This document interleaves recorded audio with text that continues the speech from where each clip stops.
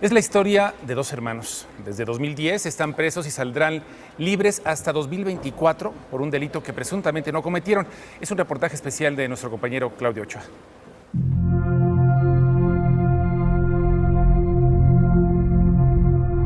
Estos dos hermanos son Marco Antonio y Abraham Albarrán Salas. Tienen más de 6 años presos en el reclusorio sur de la Ciudad de México, acusados de homicidio. 6 años presos, dicen, a pesar de ser inocentes y de un proceso que consideran sus abogados ha estado plagado de irregularidades.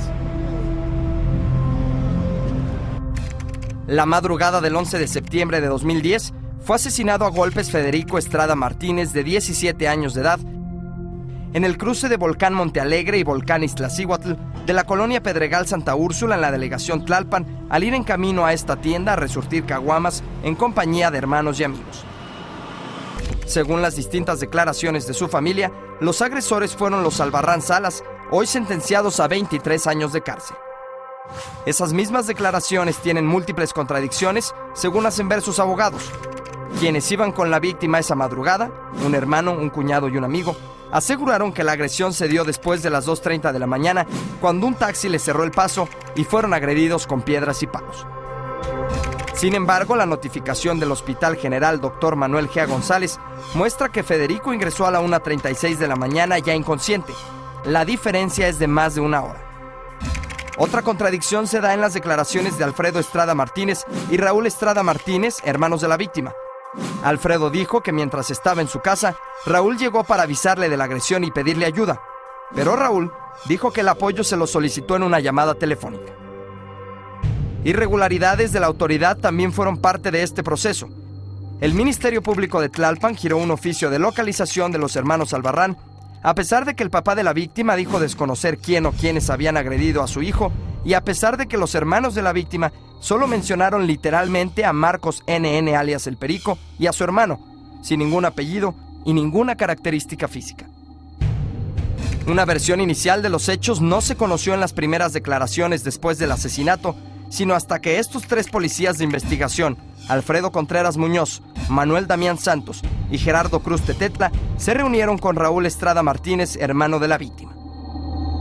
Claramente lo que demuestra esto es que el Ministerio Público, como lo hace en muchas ocasiones desde la etapa de la investigación, lo que hizo es construir una imputación, demuestra que los testigos fueron claramente inducidos y aleccionados por el Ministerio Público.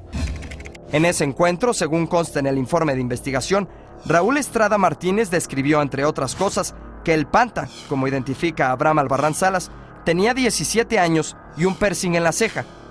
Pero en ese momento, Abraham Albarrán Salas tenía 24 años de edad y en el documento de reseña del reclusorio no se menciona cicatriz por perforación. Raúl Estrada Martínez también señaló que el hermano del Panta, es decir, Marco Antonio Albarrán Salas, tenía aproximadamente 35 años de edad y que era de complexión robusta. Marco Antonio Albarrán Salas tenía en ese momento 18 años y su documento de reseña muestra que es de complexión delgada. Otra irregularidad en la averiguación previa señalada por sus abogados se dio al momento de la identificación de los hermanos Albarrán Salas. Las constancias levantadas por el Ministerio Público demuestran que no tenían defensor de oficio y que sus papás dijeron que irían por uno. Contrario a lo que dictan los tratados internacionales, la autoridad tomó la declaración de Raúl Estrada Martínez, el hermano de la víctima, quien dijo identificar a los hermanos Albarrán a través de la cámara de Gesell. Tanto la declaración de Raúl Estrada Martínez como la de su cuñado Ángel Álvarez Castillo y su amigo Gerardo Correa Hernández presentan las mismas palabras y hasta las mismas muletillas en los mismos lugares. Es decir, su declaración parece más una copia firmada por los 3 que hecha de manera espontánea por cada uno, dicen los defensores. A pesar de ello, la juez Dalila Sánchez López calificó la detención válida y dio un auto de formal prisión para los hermanos Albarrán Salas. Durante el proceso, los hermanos Albarrán Salas también enfrentaron desestimación de pruebas claras a favor de su inocencia. Por ejemplo, Marco Antonio presentó el control de registro y asistencia en su trabajo de almacenista en la empresa Marsam y con el cual demostraba que la noche del asesinato laboró en el turno nocturno. En el documento avalado por el representante legal de la empresa, se puede apreciar que ingresó a laborar a las 9:30 de la noche del viernes 10 de septiembre y salió a las 5:30 de la mañana del sábado 11 de septiembre.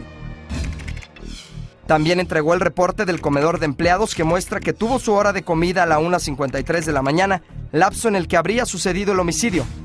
A estas pruebas, la defensa añadió declaraciones de 5 compañeros de trabajo que aseguraron haber estado con Marco Antonio esa noche en las instalaciones, en aquel entonces ubicadas en la calle Municipio Libre 198 de la colonia Portales.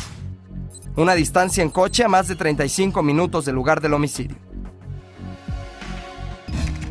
Es algo que te decepciona mucho, que las autoridades que están para protegerte, para darte una seguridad, no te den esa protección, que te hagan culpable de algo que tú no hiciste. Es algo que ciertamente te da para abajo, te destruye completamente. Sobre Abraham Albarrán Salas, quien declaró estar dormido al momento del homicidio, también hay testigos que aseguran su inocencia.